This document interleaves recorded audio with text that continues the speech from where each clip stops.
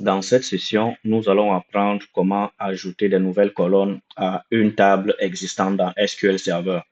Dans les sessions précédentes, nous avons vu comment créer une base de données, ensuite comment créer une table. Dans cette session, nous allons voir comment ajouter de nouvelles colonnes à une table existante. Donc, pour ce faire, nous avons deux possibilités. Nous avons deux options possibles. Nous pouvons faire un clic droit ici et cliquer sur Design. Là, nous pouvons ici ajouter une nouvelle colonne. Considérons que nous voulons ajouter les informations concernant l'adresse d'un utilisateur dans la table utilisateur. Pour ce faire, nous allons ici ajouter une nouvelle colonne qui s'appelle la ville. Donc, nous allons dire ici City. La ville, nous allons choisir nvarchar caractère. Ici, nous allons prendre 100 caractères qui est suffisant pour une ville. Ici, nous avons quelque chose de pertinent qu'il faut tenir compte ici. Si la table ne contient aucune information, cette colonne qui est la nouvelle peut être non nulle. Mais si la table possède déjà des informations, la colonne ne peut pas être non nulle.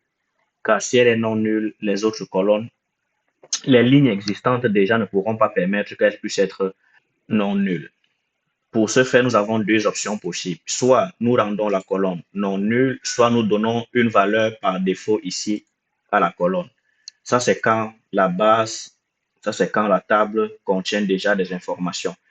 Nous pouvons décider que cette colonne, si la table contient déjà des informations, il est important de permettre à ce que la colonne soit nulle ici, ou alors nous devons définir une valeur par défaut pour cette colonne.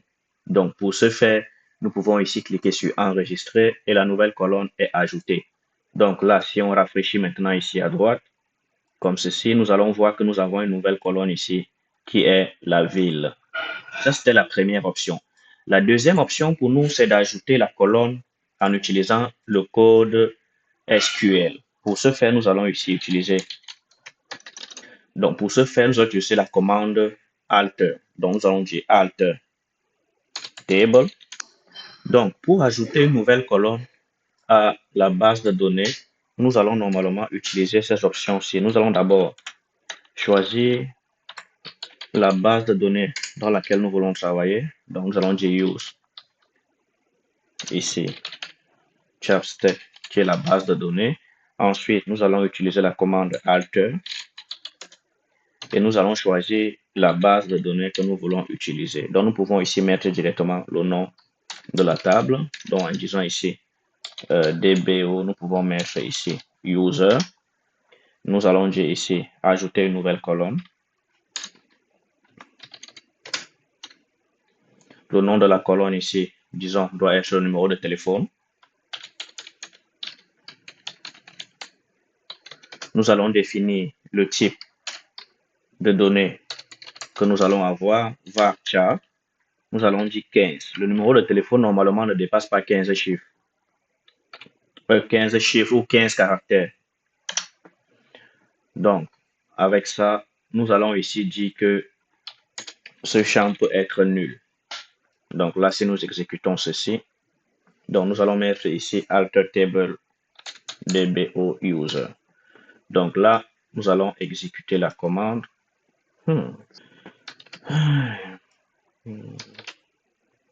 Donc nous recevons une erreur ici. Nous pouvons comprendre pourquoi nous avons cette erreur. C'est parce que la table user également est confondue avec l'objet user dans SQL Server. Donc pour pouvoir normalement l'utiliser, nous devons mettre ici les guillemets. Donc nous pouvons mettre comme ceci dbo point. Et là, nous pouvons normalement exécuter notre commande. Bon, dans le cas où on ne conseille pas souvent d'utiliser. Donc ici, il peut arriver que la table soit soulignée comme ceci. C'est dans ce cas, c'est peut-être parce que le nom de la table coïncide avec le nom des objets de SQL, serveur ou de SQL. Donc nous allons mettre ici comme ceci. Et ceci va être utilisé comme un string tout simplement et non comme une variable. Donc, nous allons ajouter une nouvelle colonne ici qui sera le code du pays. Donc, nous allons faire ceci. Alter table. Donc, nous allons mettre DBO et le nom de la table qui est user.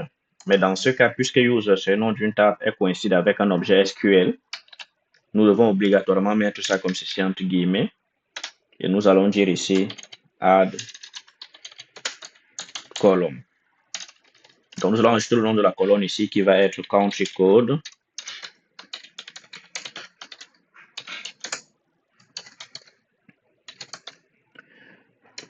Le code d'un pays ne peut être que 2 ou 3 caractères, dépendamment de comment nous voulons l'enregistrer. Nous allons prendre 2 caractères ici et nous allons dire nul. Donc ici, puisque la table existe déjà, nous devons obligatoirement indiquer que la colonne doit être du type nullable. Donc si on exécute ceci, nous allons avoir une nouvelle colonne qui doit apparaître dans la base de données. Si on rafraîchit ici, nous constatons que voilà, nous avons une nouvelle colonne country code qui s'ajoute là. Donc, la commande pour ajouter une nouvelle colonne, c'est normalement alter table. Nous mettons le nom de la table et nous ajoutons add. Nous mettons ensuite le nom de la colonne, le type de données, la longueur s'il existe. Nous devons aussi déterminer si la colonne doit être nullable ou pas. Donc, si la colonne peut contenir la valeur nulle ou pas. Donc, voilà en fait comment ajouter une nouvelle colonne dans une table existante dans SQL Server.